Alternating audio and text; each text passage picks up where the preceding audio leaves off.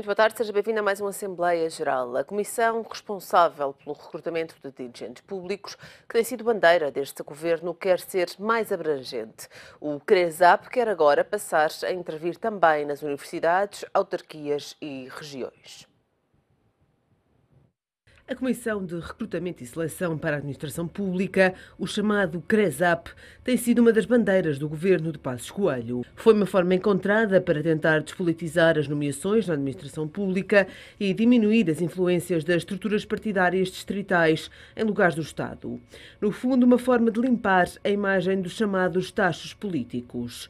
Mas agora a Comissão quer intervir também nas universidades, autarquias e regiões. Para o presidente João Bilhin, o esforço de obter maior garantia de mérito relativamente aos dirigentes da administração tem de ser para todos. Parte da questão tinha sido abordada pelo CDS ao referir que há todo um setor que escapa à CRESAP.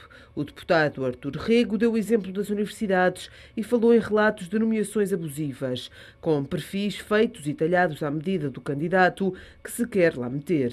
O recurso a nomeações em regime de substituição, que escapam a concurso, também mereceu reparo. João Bilhin diz que há o risco de abusar desta figura excepcional, o que não faz sentido, tendo em conta que a Comissão só demora cerca de 30 dias úteis para resolver o procedimento concursal. Há casos, como o das empresas públicas, em que a CRESAP só interfere através de um parecer que não é vinculativo, mas João Bilhin garante que há personalidades que estão a ser designadas como gestores públicos para sociedades anónimas ou entidades empresariais, sobretudo do setor municipal, que têm o estatuto do gestor público e não estão a vir à CRESAP. A Comissão também quer deixar a tutela do Ministério das Finanças para passar a estar sobre a alçada da Assembleia da República, com direito a cobrar pelos serviços prestados, ainda que abaixo do praticado no setor privado. Apesar das críticas, João Bilhin garante que nunca soube a cor política dos candidatos e que os métodos usados são isentos, mas para alguns candidatos aos cargos, o problema está nas regras, cheias de zonas cinzentas. Segundo o Jornal de Negócios, as 18 nomeações para as direções dos Centros Distritais de Segurança Social são PSD ou CDS. Os mandatos são de 5 anos e quase sempre mantêm-se os rostos escolhidos politicamente antes do concurso. Já sabe, se quiser participar no programa Assembleia Geral de hoje, basta ligar o número de telefone 21 323 6898, 21 323 6898 e responder à pergunta que hoje lhe colocamos. Os lugares de topo no setor público estão politizados? Também pode deixar o seu comentário no site do Económico, em www.economico.pt, através do e-mail assembleia.geral@economico.pt ou também na página do Facebook do Diário Económico. Para comentar o tema de hoje, conto com Bruno Bernardes, investigador do Observatório Político. Muito boa tarde, muito bem-vindo a esta Assembleia Geral. Hoje falamos de um tema bem político. A questão que colocamos lá para casa é precisamente sobre este tema e esta peça que acabámos de ouvir. Começo por lhe perguntar, faz sentido ou fez sentido esta criação do CRESAP? Claro que faz sentido, isto porque nós falamos de sistemas de recrutamento e os sistemas de recrutamento tendem, ou seja, a exigir que o sistema, neste caso é o sistema político, acompanhando a complexificação do sistema político, olhe, portanto, mais para o mérito e menos, portanto, para as nomeações de título pessoal. Como é óbvio, caminhamos lentamente para a profissionalização destas questões. Isto porque os sistemas de recrutamento, e como disse João Bilhin na Comissão de Orçamento e Finanças, existem regras e, portanto, existem normas formais, portanto, as regras regulamentares, mas também existem normas informais, ou seja, quando são nomeadas determinadas pessoas, a questão que se coloca é se não houve interferência de algum poder ou se não houve pedidos de alguém para aquele determinado concurso. Como é óbvio, e tem-se visto o próprio, tem aparecido vários casos desde outubro do ano passado acerca da CRESAP, portanto, da transparência da escolha nos concursos e, portanto, aí entram, como é óbvio, as questões das normas informais, que é aquilo que não foi realmente discutido na Comissão de Orçamento e Finanças e que era necessário discutir. Isto porque o poder é cada vez mais labiríntico, cada vez mais complexificante e, portanto, dá para levar a questões de, por exemplo, em 2012, quem é que nomeou João Bilhin, porquê, quem nomeia os júris, portanto, que constituem o próprio sistema de recrutamento e, portanto, os vários júris são constituídos pela CRESAP nos vários concursos de escolha de dirigentes e, portanto, o problema sempre é de quem recruta e depois quem recruta também recruta. São necessárias regras e essas regras têm que ser feitas em consenso e, portanto, o sistema político tem que pensá-las e tem que exigir uma maior profissionalização e um primeiro avanço nisso foi também a própria criação da CRESAP, ou seja, porque são necessários concursos públicos. Este avanço, portanto, para as autarquias e para as universidades também é importante porque tem-se assistido àquela tal zona cinzenta que João Belim referiu na Comissão, que tem a ver com o regime de substituição. Portanto, no regime de substituição são dados à CRESAP 30 dias para escolher os dirigentes, mas, no entanto, existem muitos dirigentes na administração pública atualmente que já estão em regime de substituição há um ano e, portanto, deve ser a exceção este regime e não a regra. Até porque ele diz, a dada altura, que são necessários, para que o CRESAP intervenha, é sempre necessário ter alguma concordância do Governo. Não é? Isso não retira aqui alguma isenção a esta comissão? Pois, a grande questão foi essa que eu coloquei, ou seja, quem é que nomeou a própria constituição da CRESAP? Como é óbvio, nós podemos entrar aqui num círculo de teoria... Até porque esta é uma das principais bandeiras deste governo, não é? Exatamente, mas é uma das grandes bandeiras por causa da questão por um lado, da mobilidade da função pública, que não deve ser confundida, e eu acho que o governo tem feito essa confusão entre a mobilidade na função pública e aquilo que deve ser o contínuo melhoramento do sistema, ou seja, que não passa nem pela flexibilização, por um lado, nem pela precariedade. Ou seja, porquê? Porque nós precisamos, e no atual cenário, de dotar o Estado de determinadas competências que passam, por exemplo, pelos cargos médios, que são muito necessários no Estado, pelos cargos dirigentes também, portanto, por uma maior especialização do Estado, maior competência, e, portanto, aí passa, nesse sentido, também pelo controle da profissionalização, da especialização de quem é escolhido para os cargos dirigentes.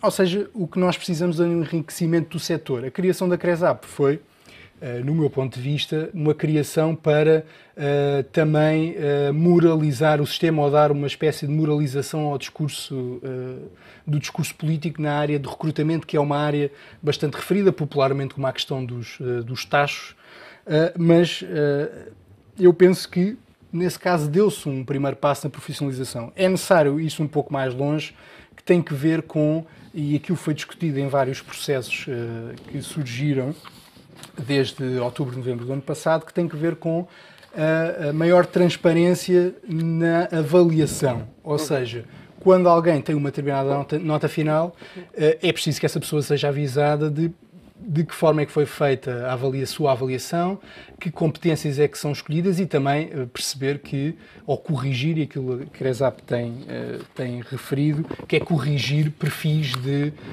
candidaturas, ou seja, não haver candidaturas que já são viciadas e, portanto, onde o concurso já está feito por uma determinada candidatura. Portanto, os concursos vão serem também demasiado específicos e também alargar o próprio setor público ao recrutamento de pessoas que tenham tido uma experiência no setor privado, também possam enriquecer o setor público. Até porque há aqui um exemplo que é dado pelo deputado Artur Rego, em que ele diz que, nomeadamente no caso das universidades, fala em relatos de nomeações abusivas com perfis feitos e talhados à medida do candidato que se quer lá meter. Ou seja, à partida, estas pessoas já são escolhidas sabendo que se vão encaixar no perfil. Não é? É difícil controlar isto ou não? Nós aqui estamos a falar, portanto, na escolha dos dirigentes. Nos outros graus, ou seja, por isso é que eu há pouco falei da questão do melhoramento da função pública e, portanto, do necessário reforço do Estado no momento de crise em que nós vivemos. Porquê? Porque nós, quando fazemos Portanto, e se nós olharmos para os concursos da função pública, boa parte dos concursos são feitos em regime de mobilidade atualmente, porque não há contratação.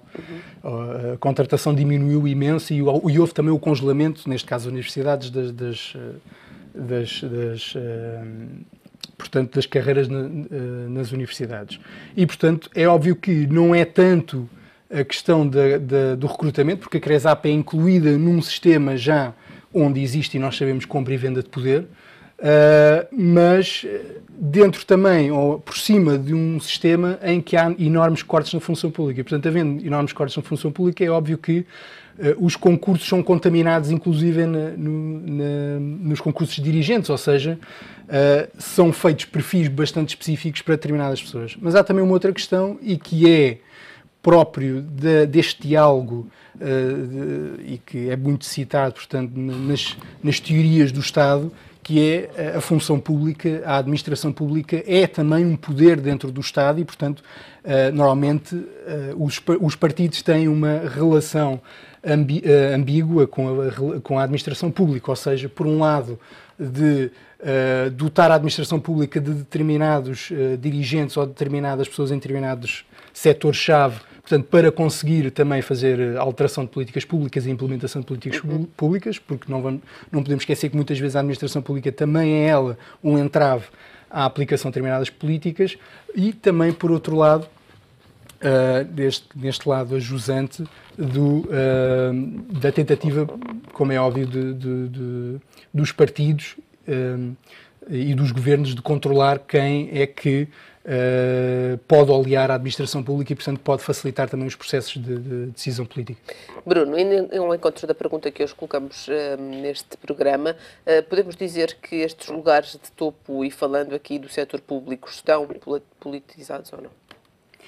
Ou que a maioria está politizada? Não sei, não existem números, existem alguns dados. E uma das grandes variáveis, existem alguns estudos sobre as questões da administração pública. Até porque é muito difícil, como é que se avalia, porque calculo que haja, e com certeza que existem pessoas que são partidárias, não é? Que têm uma cor política, mas que têm também mérito profissional, não é? Como é que se avalia se essa pessoa é ou não a mais correta para o cargo, ou se foi ou não escolhida de acordo com as necessidades desse cargo? Há aqui também duas questões muito importantes, que é, por um lado, aquilo que são cargos de nomeação política, e, portanto, tem a ver com nomeação, preferência, confiança política, que são coisas completamente diferentes de nomeação em administração pública, e, portanto, deverá passar pelo crivo de uma mais que possível autónoma e independente, mais possível autónoma e independente recrutamento, e que seja por concurso público desejavelmente, portanto, o mais independente possível. E, portanto, aí é uma grande confusão que existe e, portanto, daí eu friso outra vez, a CRESAP foca-se nos recrutamentos de dirigentes e, portanto, não do resto da administração pública, e também não tem peso sobre a decisão, sobre questões da nomeação política. Por um lado, a confiança política tem que ver, e isto é universal, portanto, em todas as democracias existe, ou seja, de que quem faz uma carreira política e uma carreira partidária, que tenha uma determinada capacidade técnica, normalmente é nomeado para cargos de confiança política e, portanto, aí, como é óbvio, os governos querem estar dotados de pessoas onde, por um lado, exista, e neste caso os chamados assessores ou pessoas noutras condições parecidas, que são nomeados, portanto, como confiança política e apoia também os governos e a questão programática dos próprios governos. Como é óbvio, um governo ou um executivo de Câmara não vai nomear nessa condição pessoas que tenham visões muito contrárias à programática do executivo. Portanto, isso iria dificultar o próprio processo democrático. Por outro lado, existe a nomeação, como eu disse, deve ser o mais possível por concurso público. Agora, como é óbvio, também existe o jeitinho e a cunha, portanto, é óbvio que eles existem. Em termos de números, a variável partidária é uma delas, mas não é a única na escolha das pessoas.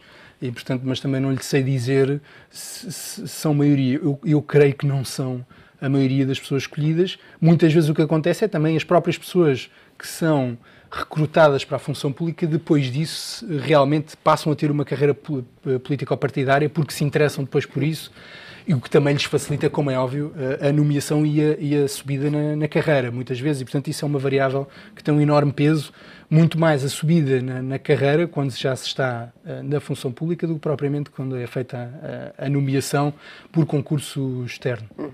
Vamos ouvir os nossos telespectadores. Núcia Neves, nos Liga de Rio Maior. Muito boa tarde. Boa tarde, Eduardo. Também para ser convidado.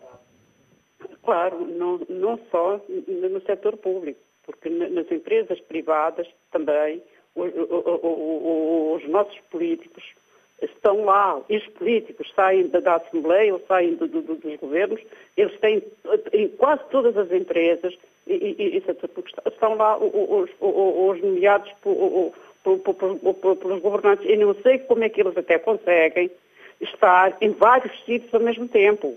Que eles não têm só um emprego, têm vários mesmo. Por isso é que este país, em vez de andar para a frente, anda para trás. Porquê? Porque depois saem, depois metem uns, depois metem outros. É assim. Isto não vai a lado nenhum, porque são todos, é quase a maioria deles, eles vão para lá, seja eles nos autarcas, seja onde for, vão no meio das outras pessoas. Ora, é inconcebível que agora, acho que vão sair não sei quantos na Segurança Social, mas foram nomeados mais do PSD e do CDS para lá. Então, porque vão dispensar aqueles funcionários? Então, o que é que os funcionários vão fazer? Não? Vão para a tal mobilidade especial, ou vão, não sei para quê. Mas para quê que é isso? Não? Então, eles não estavam lá bem, essas pessoas. Que necessidade é que houve agora não, é a requalificação, parece que é a requalificação que se diz. Porquê? E para nomear outros, porquê? É essa pergunta que se interroga. Por isso é que nós estamos cada vez pior.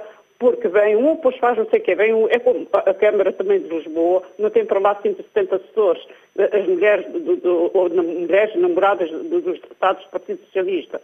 Pronto, é por isso que isto, o país está como está. É por causa disto. Muito obrigada, boa tarde. Muito obrigada pela sua opinião. Vamos ler agora algumas opiniões deixadas, comentários deixados no nosso site do Económico. Diz-nos um telespectador, claro que não, basta ver os exemplos. Quando não estão lá os políticos, estão os ex-políticos. Quando não está nenhum destes, estão cunhados, genros, amigos ou compadres. Um outro comentário também deixado no site, por Júlio, diz-nos: se não estão, deveriam estar, e deveriam estar de forma clara, assumida e transparente, e não mascarados ou branqueados por uma agência branqueadora que apelidaram de CRESAP. O responsável tutelar deve ter a responsabilidade de nomear as equipas de altos dirigentes com quem irá trabalhar e deve assumir o ónus dos resultados obtidos por essas equipas por si nomeadas. O que não faz sentido é um ministro ter de executar as políticas estratégicas do seu governo com uma equipa herdada do antecessor. Bruno, queres comentar estas opiniões? Sim, aliás, este último comentário é bastante interessante porque, e eu depois já vou aos outros também, é bastante interessante porque denota também, portanto, aquela separação que eu há pouco estava a falar, portanto, por um lado, daquilo que é a nomeação política e, portanto, aquilo que um determinado ministério constitui, um determinado ministro e secretários constituem, portanto, à volta do seu gabinete e, portanto, que são, como é óbvio, de confiança política ou de confiança pessoal, e daí as coisas são diferentes daquilo que nós estamos aqui a discutir, que tem a ver, portanto, com os dirigentes. É óbvio que existe aqui transposição de um e de outro, e daí também, se calhar, a necessidade que a CRESAP sentiu de aumentar a sua esfera de atuação, ou de pedir essa esfera de atuação e de pedir até que fique sob a alçada da Assembleia da República e não do Ministério das Finanças, como agora acontece. Mas e referindo ainda este último comentário, este telespectador também fala aqui, e sobretudo quando se refere à CRESAP, de uma agência branqueadora. Porque há muito esta ideia, não é? Quando foi criada a CRESAP e agora que quer aumentar de poder, e até porque hoje é o tema em que está na ordem do dia, de que esta instituição, esta comissão, é uma espécie de conquista do Estado para branquear aquilo que já existe. Não é isso que se trata. Pelo menos não é esse o intuito. Não é oficial. Como é óbvio, não é isso que eu há pouco falei. Ou seja, todas as instituições têm sistemas de recrutamento que são formais e informais. Claro. E é óbvio que muitas das vezes o peso das normas informais caem sobre as normas formais. Mas essa é uma das críticas que tem sido feita a esta comissão, não é? Claro, e é óbvio que, e eu não duvido, que em certos processos houve, como é óbvio, um branqueamento desses mesmos concursos. Uhum. Aliás, uma dessas formas tem sido a exploração, portanto, da forma como as próprias normas formais são feitas, porque é muito difícil fazer-se a análise de um processo de compra e venda de poder. Aliás, claro. É por isso que os próprios processos de corrupção são muito difíceis de se apurar por isso mesmo. Outra questão que foi aqui falado nos recrutamentos e que é bastante interessante é que isto é transversal ao Estado, como é óbvio, pesa-nos mais porque se fala do interesse público e, portanto, referimos aqui também aos impostos, mas nas empresas privadas isto também acontece, ou seja, as nomeações também acontecem por questões que passam muito mais por normas informais do que propriamente por normas formais. Há países, no norte da Europa, em que as normas formais pesam muito mais que as informais por causa de um processo de socialização de décadas que permite, portanto, uma coação e permite uma efetiva fiscalização do recrutamento que é feito. Isto, ou seja, porque nós estamos aqui numa área que deve ser falada e referida, que tem a ver com, por um lado, o recrutamento político e, portanto, outra vez, os cargos de nomeação política e de confiança política, portanto, que depende de uma profissionalização política. O sistema português ainda é um sistema semi-profissional do ponto de vista político. Isto porquê? Porque os partidos, ao contrário de outros países, não oferecem lugares, ou seja, na estrutura do partido que permite a profissionalização das pessoas e, portanto, a profissionalização e as carreiras políticas passam muitas vezes primeiro por lugares de assessoria em câmaras ou no governo. Uhum. E, por outro lado, é esta necessidade de recrutamento técnico que passa, portanto, pelos tais concursos públicos e, portanto, por uma profissionalização técnica que deve ser exigida à administração pública também como forma de reforço da nossa soberania. Muitas vezes há determinadas posições, que, como é óbvio, e aqui a questão do branqueamento outra vez, em que deve ser preferencial, ou seja, devemos ser claros nisto, em que é preferencial um recrutamento que seja tanto do ponto de vista político como técnico, ou seja, em que a pessoa que é recrutada tenha mérito profissional e técnico e que tenha também mérito político. Não vejo qual é o mal disso. Agora, a grande questão é de perceber que logo à partida, quando o concurso público é feito, é óbvio que as pessoas têm telemóveis, que falam umas com as outras e, portanto, é óbvio que os concursos podem ser, como são, muitas vezes, manchados por essas normas informais. Nesse sentido, fazia sentido que existisse uma nomeação política assumida do que em certos cargos? Elas são assumidas quando há recrutamento, neste caso, ou seja, quando as pessoas são escolhidas para os cargos políticos, neste caso de confiança política, de apoio ao ministro, a um secretário de Estado ou um vereador, por exemplo. E essas escolhas têm que ser, e o último comentário que foi lido é interessante também por causa disso, em que tem que se responsabilizar a pessoa que faz a escolha. E, portanto, essa responsabilização é política e é pública e, portanto, é óbvio, o que se exige é que sejam cada vez mais transparentes também essas escolhas e que, se a pessoa tem mérito e é escolhida e fez uma carreira política ou partidária e, portanto, é-lhe reconhecido esse mérito, é óbvio que sim. Muitas vezes também os lugares de assessores, muitas vezes, ou seja, o trabalho de um assessor é um trabalho também muito de terreno ou muito de relações públicas, de contacto com as instituições, e, portanto, precisa de um determinado perfil que não é necessariamente um perfil só de alguém técnico ou especializado ou com muitos anos de experiência numa determinada área muito específica. Depende também do cargo. Mas isso deve ser tornado transparente, não vejo mal nenhum, porque isso acontece em todo lado. Podemos seguir algum exemplo internacional? Recordo-me, por exemplo, dos Estados Unidos, não sei se haverá na Europa algum exemplo que possamos seguir, em que isso é mais transparente, não é? Sim, por exemplo, em Downing Street, esse processo é feito. não é? Na altura falou-se, portanto, portanto, quando Blair chegou ao poder, houve uma série de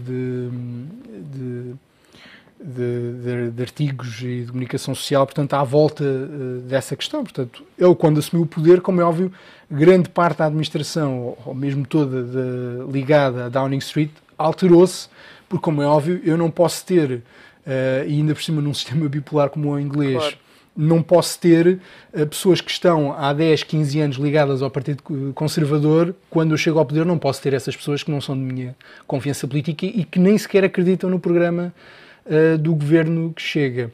Na altura de António Guterres falou-se nos Jobs for the Boys. Eu penso que aqui é necessário também separar o trigo do joio, ou seja, existe esta questão da nomeação política, ou seja, em que é preciso eu ter confiança nas pessoas que nomeio, e portanto aí tem a ver com uma confiança pessoal e política, mas que seja doseado com alguns critérios de mérito técnico ou profissional.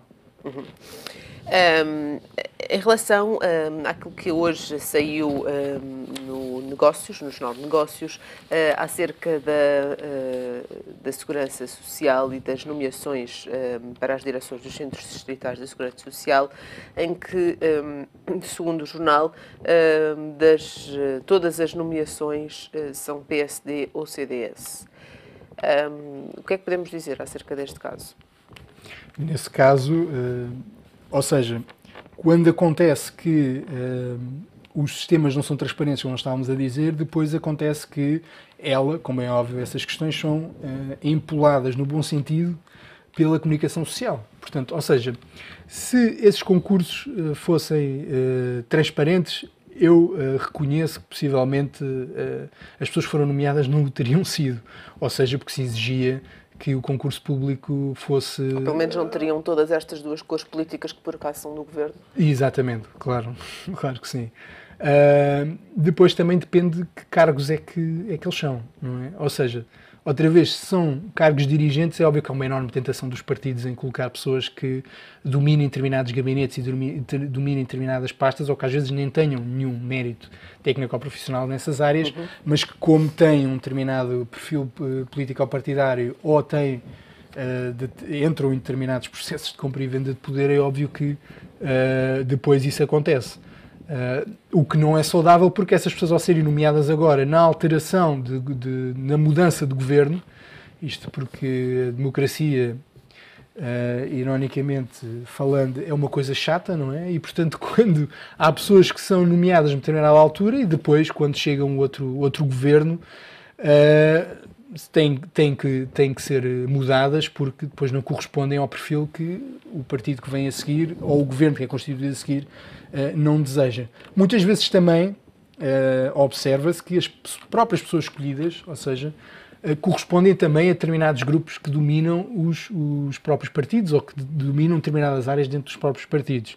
E, portanto, eu penso que aí, de novo, os processos têm que ser o mais transparente possível. Existem, inclusive, estudos sobre que regras é que devem ser implementadas. Não precisamos de inventar a roda para termos sistemas transparentes e termos sistemas que permitem a igualdade nos concursos públicos. O Ministro da Segurança Social, em resposta a esta questão, dizia que o Governo tinha eliminado 270 cargos dirigentes do Instituto da Segurança Social, foi uma redução de 21%, e que cerca de 90% dos novos dirigentes seriam renomeações. E recordo aqui que, quanto a estas renomeações, ou as nomeações em regime de substituição, como lhe chamou Bilhin, dizia ele que há riscos de se abusar desta figura, que deveria ser excepcional, não é? Até porque diz ele que não faz sentido, porque a Comissão só demora 30 dias úteis para resolver um procedimento concursal. Aqui, esta justificação do Ministro deixa de fazer sentido, não é? Deixa, porque cá está aquele problema, ou seja, por um lado há a programática, e o interessante também é isto. Por um lado há a programática do Governo que diz, portanto, cortes na função pública, mas depois, por outro lado, há pressões internas dentro do próprio PSD e CDS que diz não é... Ou seja, vamos fazer cortes programaticamente, mas depois por detrás do pano existem, portanto, estas nomeações que permitem a recolocação destes dirigentes, portanto, ou seja, nós estamos aqui muito numa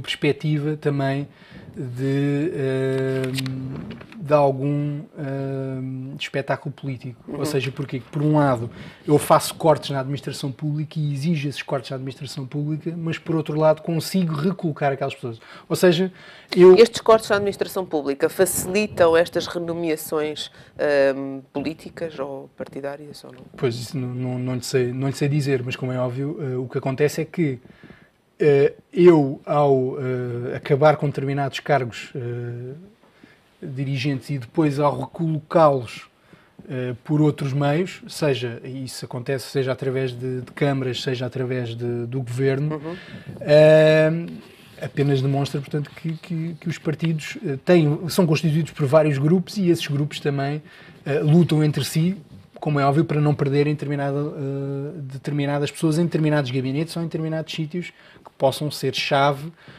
para o acesso a recursos públicos. Recordando aqui um comentário que lemos também, que nos foi colocado no nosso site, que falava dos cunhados, genros, amigos, compadres, recorda uma citação do Primeiro-Ministro em 2011, em que ele dizia que a preocupação deste governo não era levar para o governo amigos, colegas ou parentes, mas sim os mais competentes. É preciso que isto seja assumido pelo Governo, ou seja, e já há muitos anos, e há pouco falava do Governo de Durão Barroso, há muitos anos que se fala desta questão, mas é preciso que seja o Governo a assumi-la claramente para que se comece a deixar ou a combater de alguma forma estes cargos politizados. Não devia ser, ou seja, o Governo não devia ser o Governo, chega a ter de ser o Governo porque é uma questão bastante enraizada cultural e socialmente no nosso país, ou seja, nós todos fazemos ou utilizamos a cunha. A cunha é uma questão cultural e, portanto, está bastante enraizada.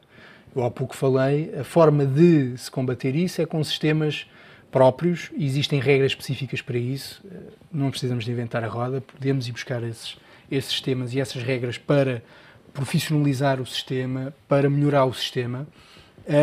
E admito que continua a existir nomeação por confiança política, que eu acho que até é necessário para olear o sistema e para permitir que a programática dos governos, a programática dos executivos camarários possa ser posta em curso.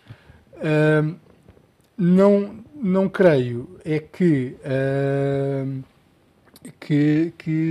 a CRESAP ou qualquer comissão seja capaz de o fazer quando nós temos um sistema cultural e um sistema social em que, portanto, estes fenómenos são generalizados. A questão do governo ter de falar disso inicialmente é um mau indicador, ou seja, diz que, por um lado, o discurso social está muito empolado e muito ligado a esta questão e que, por outro lado, não é o governo que tem de falar disso, mas sim que se constituam comissões ou que se constituam grupos que possam referir isso e que tenham poderes suficientes para exigir a transparência dos concursos. Bruno, vamos ler mais alguns comentários que nos vão sendo enviados. Um comentário que nos foi deixado no site diz-nos: mas existe alguma dúvida sobre isso? Tem sido sempre assim. Um outro comentário de Francisco Gomes diz-nos: e a maioria deles, sem nada valerem, sabem tudo, servem para a banca, para as empresas, para todos os lugares e com grandes salários. Eu acho que a todos os níveis em Portugal se encontra um politizado. Foi sempre assim desde o 25 de abril de 74, fizeram fortunas e arranjaram bons empregos.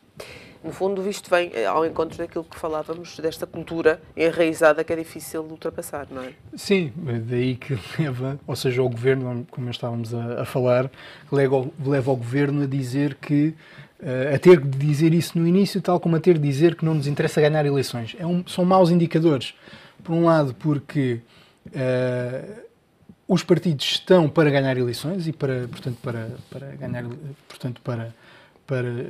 combater no cenário político democrático e, portanto, é saudável que o façam, que não seja a todo custo, como é óbvio, e que, por outro lado, a nomeação política, e eu disse, não é um grande mal. Como é óbvio, acaba por ser empolado pelo próprio discurso social. O grande problema acontece quando são feitos ou portanto, são feitos aqui alguns truques para acabar com mais de 200 postos de dirigentes, por um lado, mas depois recolocar esses mesmos dirigentes por outros processos. Também não só na área dos dirigentes tem sido feito isso, do que vou lendo também e do que vou ouvindo, há alguns concursos públicos que também são feitos nessa questão. Mas o grande problema aí cá está, é a falta de contratação pública.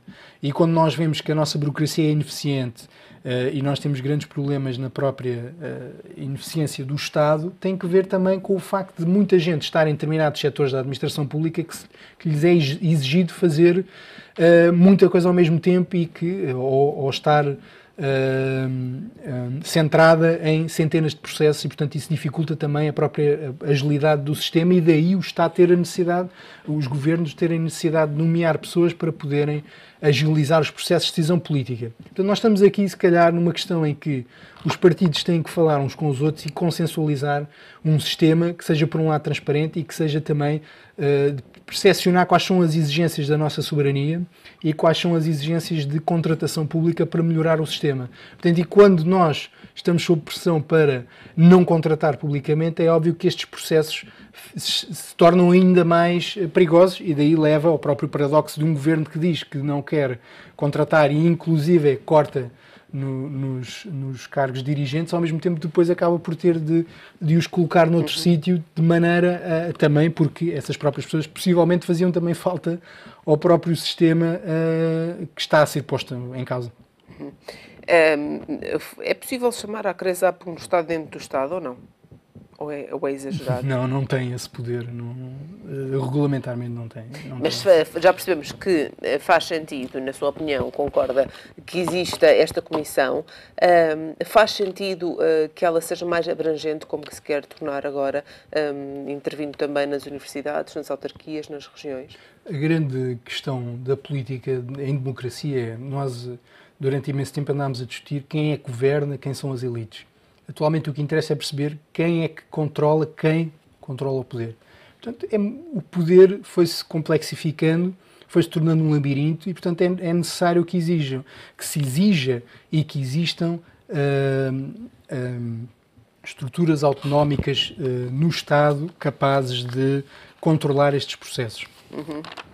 Em relação ao privado, que já referimos aqui, foi referido também, aliás, pela nossa primeira telespectadora, é menos grave que isso aconteça no privado ou não?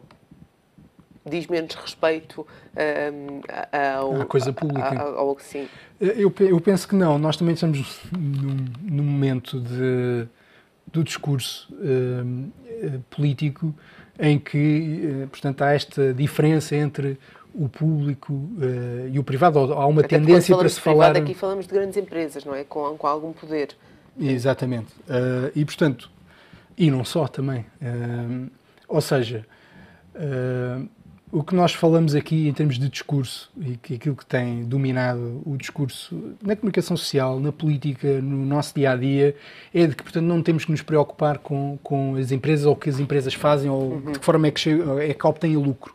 Nós agora estamos a perceber que não. Portanto, é necessário também percepcionar o setor privado por forma também, portanto, a criar aqui uma consensualização entre o público e o privado por forma a proporcionar o crescimento económico e a termos, portanto, um melhor sistema político.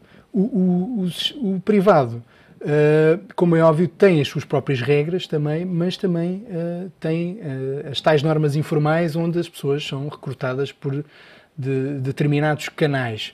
Na administração pública também existe isso, mas também existe o que também existe nas empresas, que é o bom recrutamento. Portanto, existem pessoas excepcionais na administração pública com uma capacidade enorme de trabalho e